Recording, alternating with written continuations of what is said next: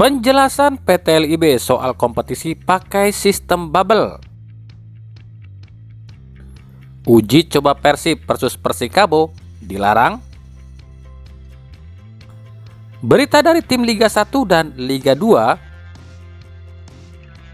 serta serba-serbi Piala Dunia, semuanya akan kami rangkum di Rio Sport.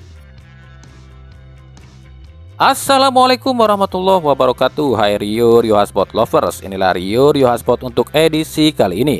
Tapi seperti biasa, sebelum kita bedah semua videonya, saya tetap mohon dukungannya untuk channel ini agar terus berkembang dan bisa memberikan berita-berita informatif yang tentunya semoga saja bermanfaat untuk kita semua. Dengan cara klik subscribe, aktifkan juga notifikasi loncengnya, like, share, dan juga komen. Dan inilah Rio Sport selengkapnya.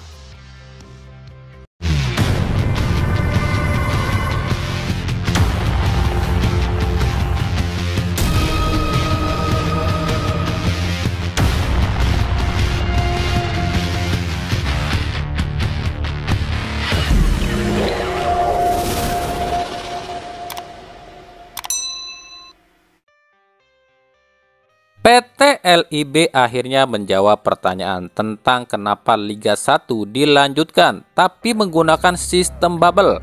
Menurut Direktur PT LIB, Ferry Paulus, sistem bubble ini bersifat sementara, yakni hanya 6 pekan saja hingga KLB PSSI digelar. Menurut Ferry Paulus, sistem ini sengaja diterapkan dulu demi liga yang harus jalan dulu, atau istilahnya yang penting liga jalan dulu. Dan jika sudah kondusif, maka akan dikembalikan ke sistem normal. Saya tahu sistem ini banyak ditentang oleh klub, tapi kami terpaksa memakai sistem ini demi bergulirnya dulu liga ya. Dan ini cuma 6 pekan sampai KLB PSSI. Dan jika sudah kondusif, maka akan kembalikan untuk ke sistem normal, ujar Ferry Paulus. Namun banyak pihak yang meragukan jika sistem bubble ini hanya akan dipakai 6 pekan. Pasalnya para klub sudah hafal betul tabiat petinggi sepak bola Indonesia. Apalagi ini 6 pekan, tak mungkin lagi kembali ke format normal. Sementara putaran 2 sudah dilakukan di waktu 6 pekan tersebut. Ditambah jika sistem bubble ini sukses, maka ada kemungkinan pemerintah akan tetap melakukan sistem bubble ini dengan berbagai alasan. Protes pada PT LIB ini ternyata bukan hanya terjadi dari pihak klub Liga 1 saja, tapi klub-klub Liga 2 pun kabarnya sepakat untuk protes dan mengancam akan keluar dari PT LIB dan membuat operator liga sendiri.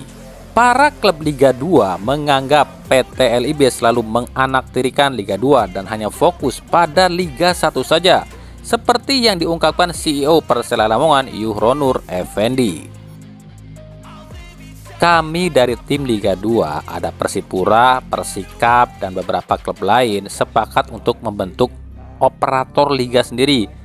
Karena selama ini PT LIB selalu menganaktirikan Liga 2. Jika kami memiliki operator liga sendiri, Liga 2 akan berjalan lebih normal, ujar Yuhronur Effendi.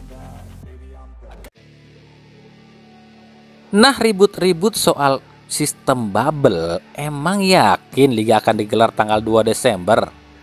Menurut PT LIB telah mencapai kesepakatan dengan Polri, Menpora, dan PSSI, yakni akan menggelar rapat pada Senin 28 November 2022.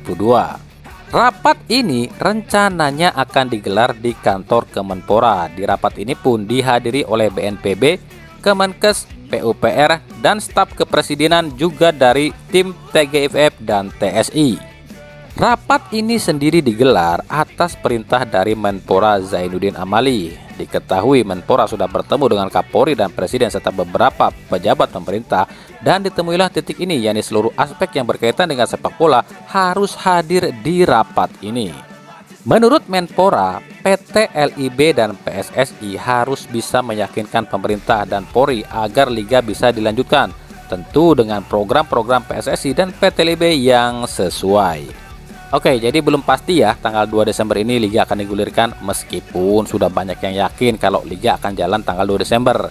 Gimana menurut kalian? Yakin nggak? Nah, mengetahui hal ini, para klub mulai gencar adakan uji coba. Tujuannya demi mengasah tim agar tidak kaget lagi jika liga dilanjutkan. Bahkan di minggu ini akan ada 2 pertandingan uji coba yang rencananya akan disiarkan di TV nasional, yakni antara Persis Solo versus Persebaya di tanggal 26 November pukul 14.30 dan Persikabo versus Persib Bandung pada Minggu 27 November 2022 pukul 15.30. Nah, jika laga uji coba Persis versus Persebaya akan ditayangkan di Indosiar, bagaimana dengan Persikabo versus Persib? Hingga sejauh ini kami masih mencari tahu atau mencari info di mana laga ini akan disiarkan, apakah Indosiar atau di TV lain. Nah, buat kalian jika ada yang punya info, silahkan beri komentar ya.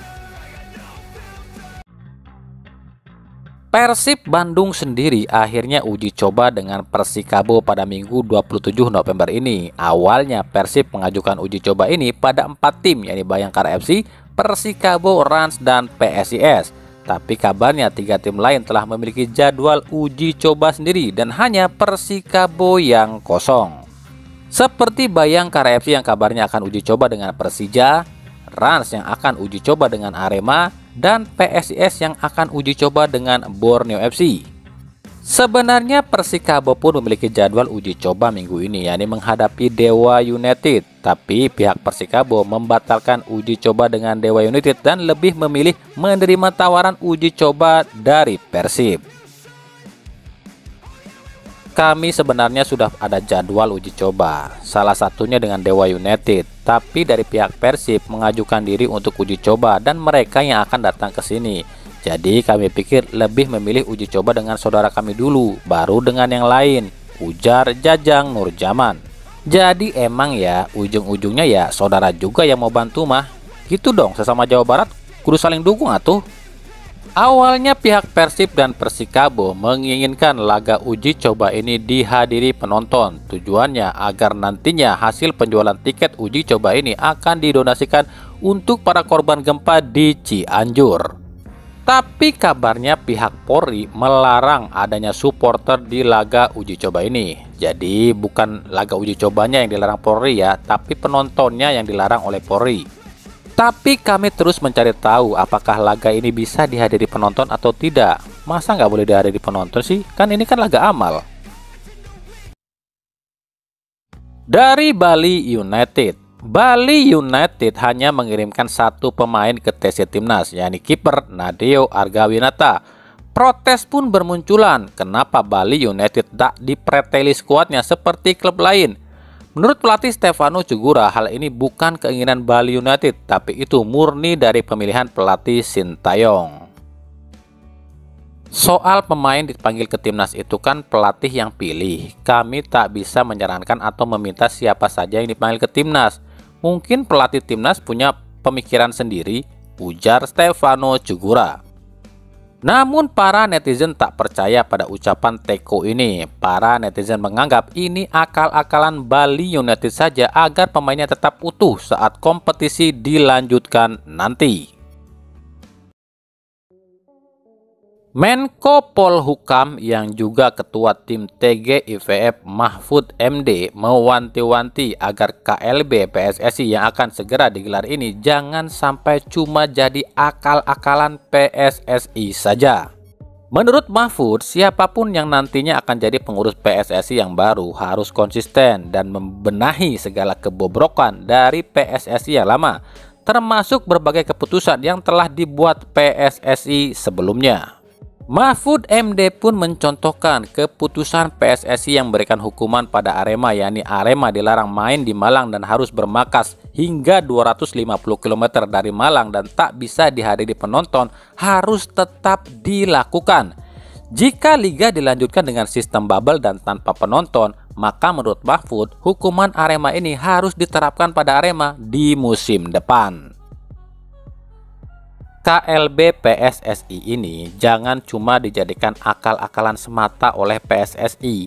PSSI harus membenahi semua kebobrokan yang sudah PSSI lakukan. termasuk semua keputusan yang sudah pernah dibuat. Seperti contoh, PSSI pernah memberikan hukuman pada Arema atas tragedi Kanjuruhan, yakni dengan Arema dilarang main di Malang dan harus jauh dari Malang dan tanpa supporter. Ini kan kalau liga dilanjutkan dengan sistem bubble dan tanpa penonton, artinya hukuman ini berlakunya musim depan. Itu harus diingatkan lagi. Jangan sampai setelah KLB selesai juga keputusan-keputusan yang sudah dibuat. Ya kalau begitu sama aja nggak ada perubahan, ujar Mahfud MD. Nah, gimana nih menurut kalian soal pernyataan Mahfud MD ini? Kita beralih ke serba-serbi Piala Dunia. Jerman, Denmark, Inggris, dan Belanda kabarnya mengancam akan keluar dari FIFA. Hal ini usai FIFA melarang penggunaan atribut pelangi di putaran Piala Dunia 2022 ini di Qatar. Atribut pelangi yang bertuliskan One Love ini adalah simbol yang katanya satu cinta pada semua aspek percintaan. Padahal simbol One Love ini adalah simbol LGBT alias lesbian, gay, biseksual, dan transgender. Memang diketahui 4 tim ini sangat mendukung gerakan LGBT yang jelas-jelas LGBT ini dilarang oleh agama. FIFA sendiri melarang menggunakan atribut pelangi ini di Qatar lantaran negara ini adalah negara Islam yang sangat melarang LGBT. Bahkan Jerman melakukan aksi tutup mulut saat akan melawan Jepang, meskipun akhirnya justru Jerman yang ditutup mulut oleh Jepang. Nah, simbol pelangi ini adalah menurut saya ya simbol negeri-negeri kafir yang mengisyaratkan tanda-tanda akhir zaman. Karena aneh aja gitu kan, Tuhan itu telah menciptakan manusia itu laki-laki dan perempuan. Tujuannya ya untuk saling melengkapi. Lah ini justru mendukung lesbian, yakni cewek suka cewek. Terus mendukung gay, cowok suka cowok. Biseksual, ini cewek suka cowok dan cewek juga. Dan juga transgender alias banci. Kan ini ngawur negara-negara ini.